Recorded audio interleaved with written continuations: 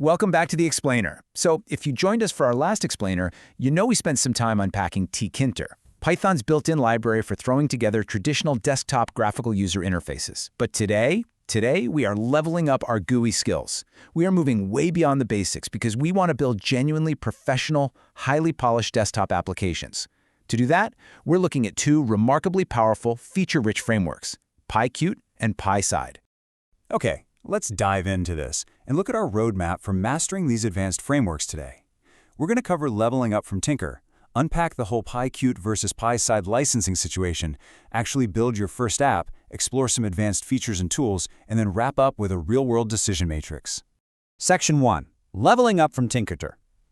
Let's talk about why we even need to upgrade in the first place.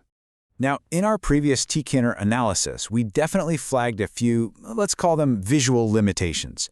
Tkinter just has a somewhat dated overall appearance and a pretty basic set of widgets. It's functional, sure, but it doesn't exactly scream modern.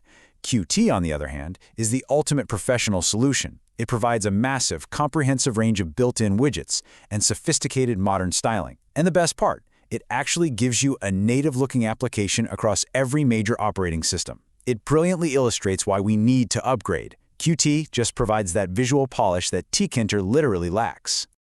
Moving on to Section 2, PyQt versus PySide licensing. This brings up a really obvious question. Why on earth are there two entirely separate Python bindings for the exact same underlying C++ Qt framework? Well, the answer is historical and legal, not technical at all. PyQt actually hit the scene first, but historically it has required commercial applications to purchase a license. Then you have PySide, which was created directly by Qt's official parent company, and that one is distributed under a much more permissive open-source license. Technically speaking, they are remarkably similar. The choice between the two almost entirely comes down to this licensing fork in the road. Section 3. Building your first app. And hey, don't worry about learning a totally new system from scratch. While the syntax itself is definitely new, the core concepts perfectly mirror what you already know. Take a look at this exact boilerplate setup. First, you install your chosen package via pip. Easy enough. Then, you import the necessary classes and create a QApplication instance. Next, you set up your main window and start layering your widgets directly onto it, kind of like a giant puzzle. And finally, you execute the application's event loop. So, the crucial point is how perfectly this anchors to your existing tkinter knowledge. That final step of calling app.exec, that is the exact Qt equivalent of tkinter's root.mainLoop. It's the exact same concept, starting up the application's event loop to listen for user actions. Let's jump to Section 4, Advanced Features and Tools. This is where we shift the focus to the powerful new weapons Qt gives developers. Let's talk about handling interactions. Qt has some very distinctive terminology here, starting with signals. Signals are just Qt's specific word for event emissions. They are genuine events that get emitted whenever something particular happens in your app, like a user clicking a button or typing in a text box. It basically broadcasts that an action just occurred. The other half of that interaction equation is slots. Slots are simply the corresponding functions that actually respond to those emitted signals. You tie the two together using the connect method. To translate this directly to what we already know, signals and slots together completely replace tkinter's basic command parameter. It gives you a highly robust, professional way to route actions all throughout your program. Next up, layout management. Qt provides several incredibly well-designed layout classes that give you much finer-grained control than tkinter. You've got QVBox layout for arranging widgets vertically, HBox layout for arranging them horizontally, and QGrid layout for snapping things into structured rows and columns. And actually, that QGrid layout explicitly mirrors tkinter's grid manager, but it operates with considerably more sophisticated control. But hey, what if you just don't want to code every single layout line by hand? Enter Qt Designer. This is a real game changer and a standout capability tkinter just does not have. Qt Designer is a dedicated drag-and-drop visual layout tool. You just visually design your interface, place your buttons, stretch your text boxes, and it massively speeds up complex UI development because it completely removes the need to manually code the layout. You literally just design it visually and load the file into Python. Also, Qt plays incredibly well with other libraries. Let's call right back to Explainer 11 here for a second. Both PyQt and PySide have official, totally seamless integration with Matplotlib. So if you're building a data-heavy application, you can embed professional, interactive charts right directly inside your main GUI window. It's absolutely brilliant.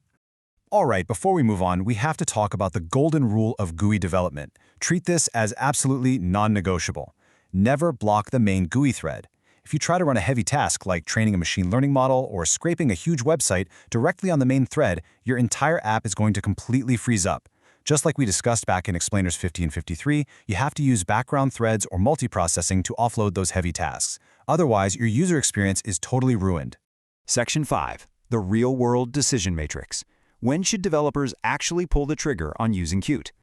Now, what's really interesting about this slide is how it distills exactly how a developer makes this architectural choice. It's actually a pretty straightforward decision.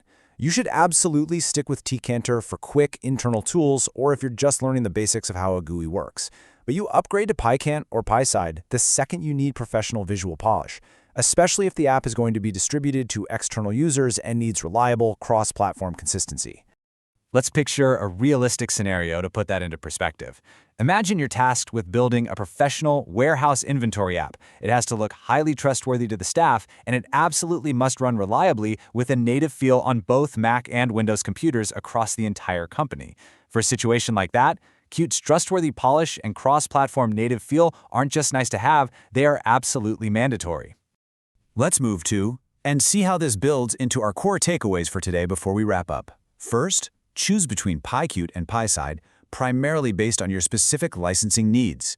Second, never block that main thread. Always offload your long-running tasks. And finally, absolutely take advantage of Qt Designer for complex layouts to save yourself hours of tedious coding. So what is up next? Well, we've covered traditional desktops, so our very next explainer is going to tease apart Kiwi. Kiwi takes a totally different approach because it's specifically tailored for mobile and touchscreens.